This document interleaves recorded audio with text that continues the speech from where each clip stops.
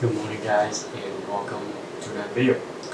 Today we're going to head out to the lake, use this 85mm f2, and I want to just show you a little bit more about this camera. If you didn't see my initial review, check it out in the description below. We're going to do more of a field test of this camera, and then once we can bring the fly by, we'll get one on the fly, bring the GoPro, see what happens. Hope you're having an amazing day and get out there and have some fun. Let's go.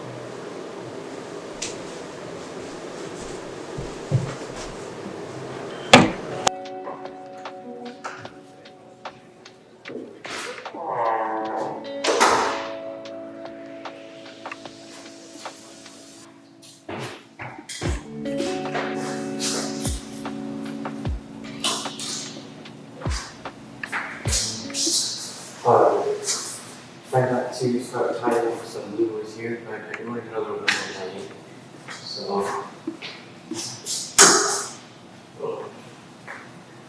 that's one. Take these off now.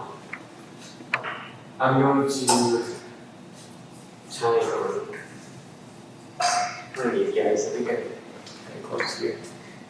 Autofocus. If you want to focus on this, maybe not my face.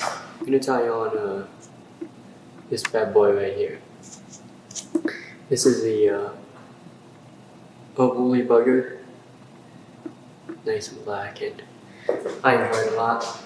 Anyways, let's tie it on, and I want to talk a little bit more about the capabilities of this camera in video mode. As you can see, as I walk back, still in focus. You saw it took a little bit of time to focus on the fly, and that's because, well, one, I was testing its capabilities, and two, my settings are not exactly what they're supposed to be at. I have them set to basically only track eyes, doing best I tell, as you can imagine. A fly is not considered an eyeball, or a face, rather. So I kind of struggled on that, but all I had to do was just tap the screen, and it caught up pretty quickly.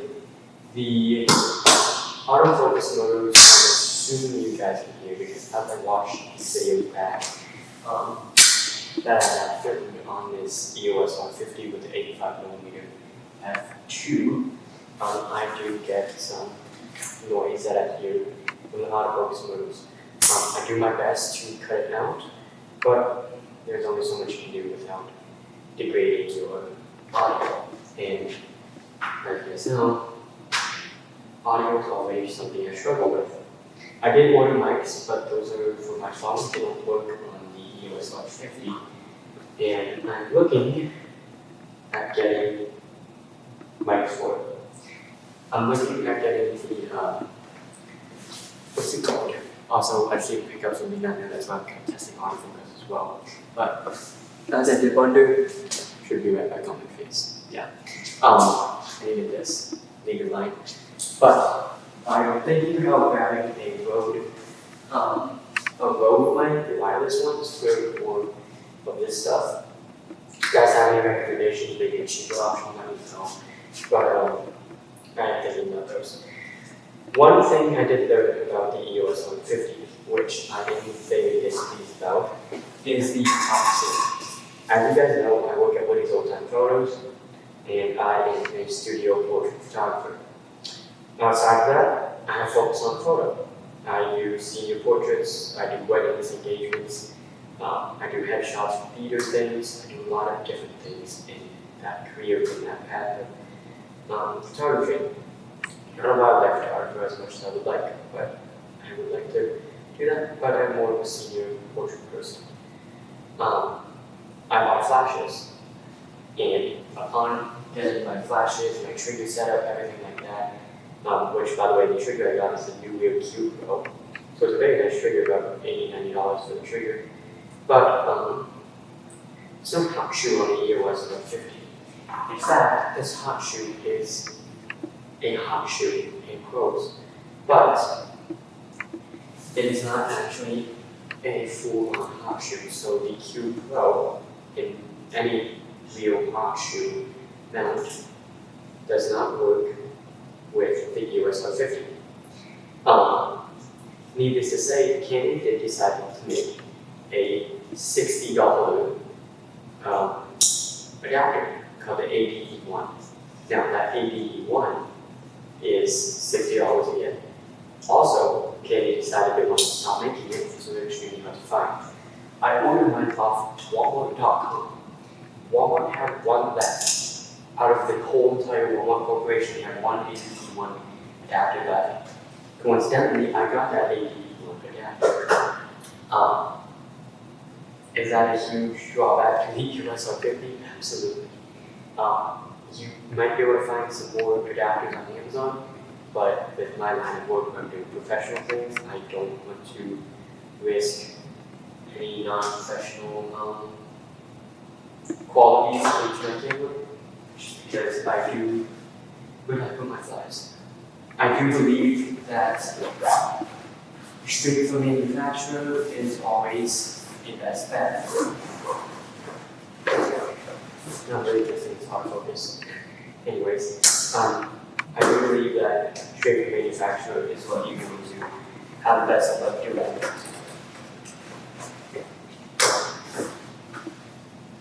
Where did I put my fly box?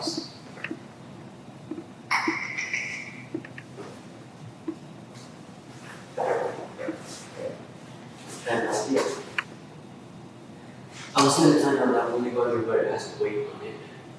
I'm trying to find ways, but okay, I guess I'll tie it on and see what happens. It's more about the key, not really about fishing. But fishing obviously is a big good side part of it. As I was saying about that ADE1, you can pick them up, you can get them used also, which those are like $90, and others all over B&H, MVP, even Canon, they're not making them anymore, they're all back ordered, which I'm not quite sure what a back order means, I just scary. And as you look at on Amazon, there's a couple like $20, $30 things that show up. But I don't trust those. If you guys do want to see a video of me testing those things out, I will. And I'll get them for you. Just let me know. And we should have a video of those coming up pretty soon. And speaking of pretty soon, the flash video, my studio setup is going to come out very quickly. So make sure you guys are subscribed for that. Anyways, we got this bad boy all tied up. Let's head out to the lake. Try to get the ground trap, like you said. Awesome. One more little test this. I beat it. Anyways, that's way too close. That's probably uncomfortably close. But let's head out, let's catch some fish, and most likely take some cool photos on this camera. Let's go.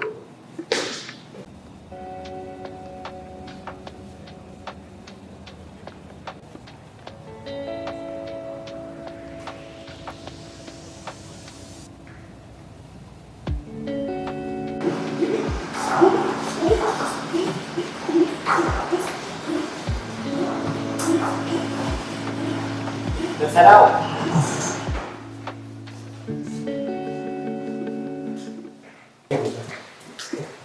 You know, that's one thing that I love about YouTube is that I film these, I open the garage door, I walk out, but you know that I'm coming back to get my camera. It's still recording, I just fix that in post. Anyway, I'm really close. But that is one thing I love about YouTube, especially when you make YouTube videos and you realize how they work. My camera on a tripod, I ran, opened the garage door, started recording, I walk out like I'm not coming back, and then I go back and get my camera. It's just something that I laugh about, and that is the joy of making YouTube videos and editing things. It's a creative process, and people are much better at it than I am, but it's really fun. Anyways, let's actually go fishing now. I am taking you with me. 85mm lens, handheld. You can see on my coaster glasses. You can also see yourself. But it is a gorgeous day out here.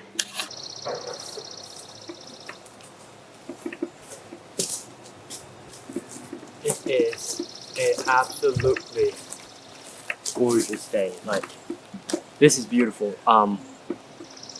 It's a little underexposed, don't worry about it. But this is a gorgeous day. Just listen to all the birds singing.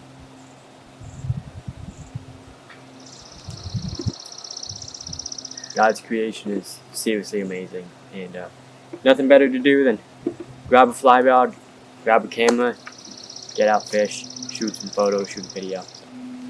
Y'all have an amazing day. I know it's gonna be a good day of fishing, and today is also an amazing day. So, let's go.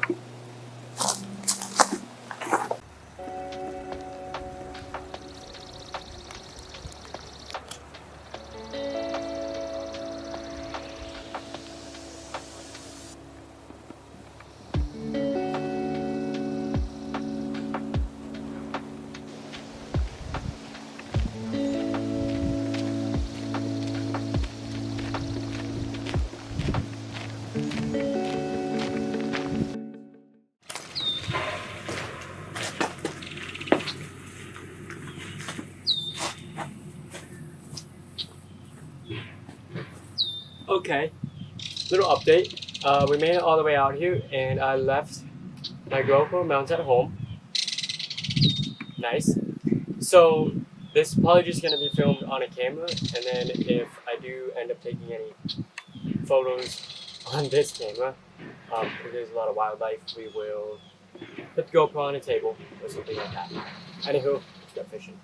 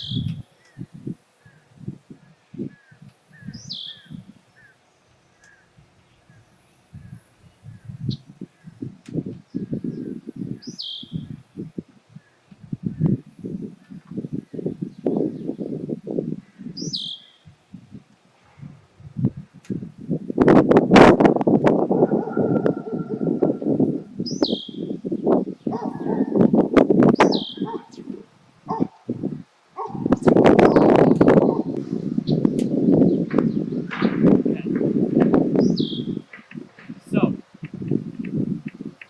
little update. These conditions are nothing that I was expecting. It's really hot, the water is really low, and the weeds got pushed out to like the middle of the lake. So I'm gonna move spots to the other side of the lake. Maybe we'll find something. We'll see. But this is a good test of the camera. Looks good though. So we'll see.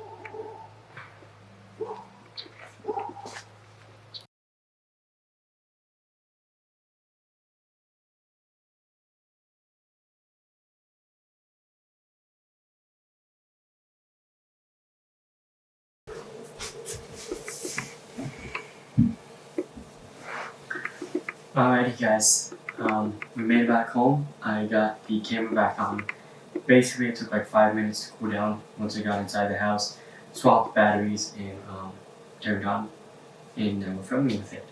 So I do want to go over just a couple things that I learned while I filmed with this camera and over, well, this past, hour and a half, 2 hours of filming this video, but then also some, month and a half of owning this camera.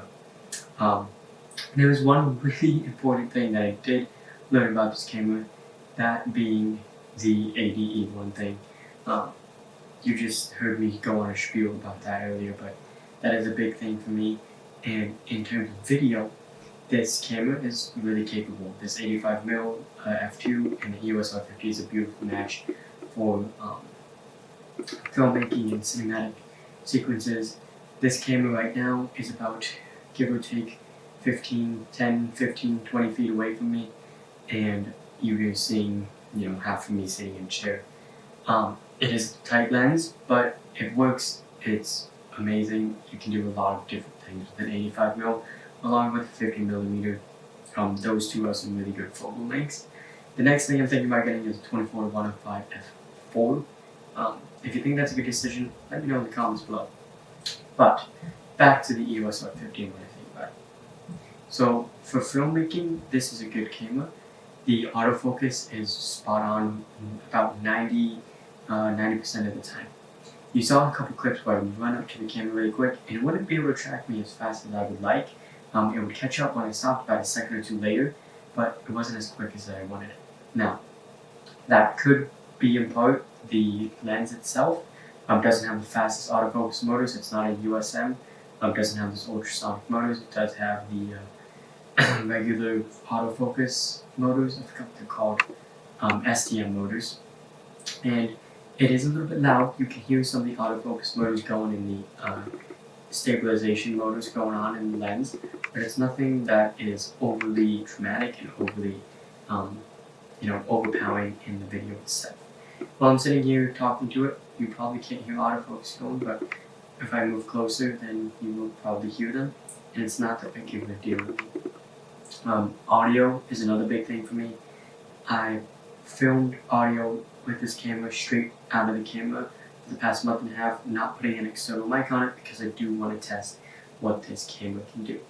I do have a Rode mic coming in the mail, and I'm excited about that, but I also want to give this camera, my phone, GoPro, stuff like that, a really good test.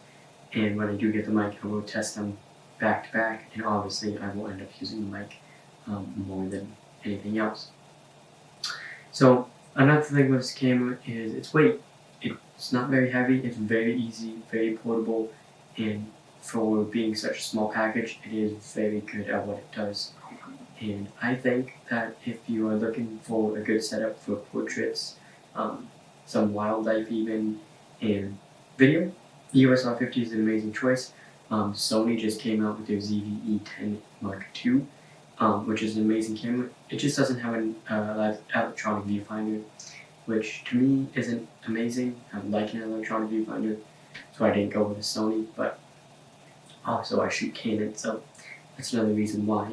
But other than that, I will be coming out with a photo-based video of this camera, and that's going to be about a week or two after you see this. This is coming out on the 14th, and about, sometime next week, you'll see a video popping up on just photos of this, and the 14th today, so give or take a week from today.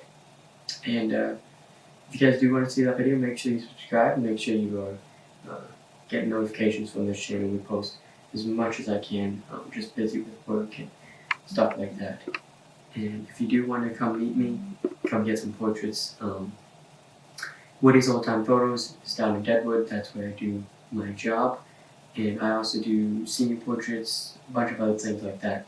That'll be linked down in the description below if you want to check that out. My photography website. Other than that, we're all set here. You guys have a beautiful day. As always, peace. God bless y'all. Mucho Besos. Lastly, let's test these autofocus motors. I'm going to be dead silent.